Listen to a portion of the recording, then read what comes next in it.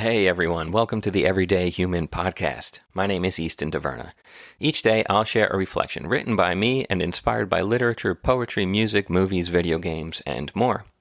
And after that, I'll share a prompt for you to write your own reflection. Together, we'll explore what it means to be human. Every month, we'll walk a new path, taking a look at life, death, the universe, and everything in between. Thanks for coming along. I'm glad you're here. For more, visit eastontaverna.com or join me on Instagram at _everydayhuman. Hello everyone, it's March 25th. Today's reflection is titled, Which Page Are You On? This one was inspired by a beautiful, lovely graphic novel called Daytripper. And this book was written and illustrated with these beautiful, breathtaking watercolors by a Brazilian twin brother duo named Fábio Moon and Gabriel Bá. This book actually won the Eisner, I believe. I'm not sure what year, and if you don't know what that is, that's like the Oscar for comics. So it's a big deal, and it's well-deserved. This book was beautiful. So well done, so well written, and just crafted with love and passion, and it just jumps out from the page. I actually met Fábio Moon and Gabriel Bá a number of years ago. Geez, it might even be close to 10 years. It was at New York Comic Con. And they were there. They just had another book come out at the time, which was called Two Brothers. So I got that signed. I got a little sketch in there. And they were so nice. They were great.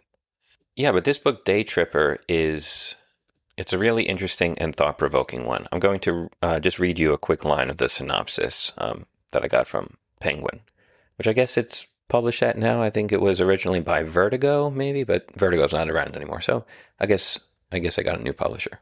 Unless Vertigo is around. I can't keep up. It's gone and then back. Anyway, okay, this is what the book is about. It says, Daytripper follows the life of one man, Brás de Oliveira Domingues.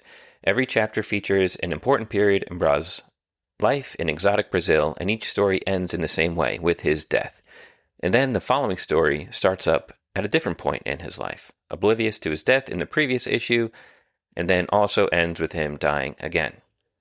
And that keeps happening over and over again until the end, and this is me speaking again, Easton. But I'm not going to spoil the end because I would encourage you to definitely read this book. It's really something else. So I first came across this when I was taking a graphic novel writing course in my MFA. My teacher at the time was Scott Snyder, who writes Batman. He wrote Justice League and Superman, a bunch of great creator-owned books. And this was one of the books that he was using as course material. So we were reading this, we were studying it, we were looking at the composition of the pages, the script, just how it was all put together in general.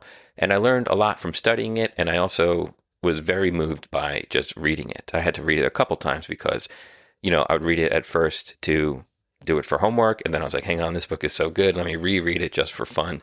And I did that a number of times. I've recommended it to multiple people. I've given away copies. I've had to order myself more. It's great. If you can't tell, I love it. All right, let's get to the quote. It goes like this. Life is like a book, son, and every book has an end. No matter how much you like that book, you will get to the last page and it will end. No book is complete without its end.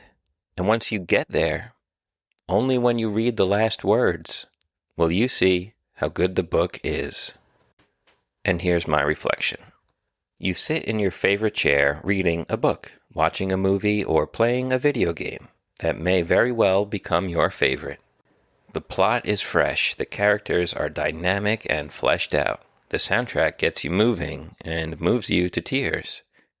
But it goes on and on and on and on for the rest of time. It is entertaining to start, but it just never ends. The character arcs ebb and flow, rise and fall. Villains come and go, but there's never a resolution. Enough time goes by that you begin to question the purpose of any of it. What is the point of their never-ending struggle? Could these villains be any more predictable at this point? The lack of an ending leaves you feeling hollow and unfulfilled.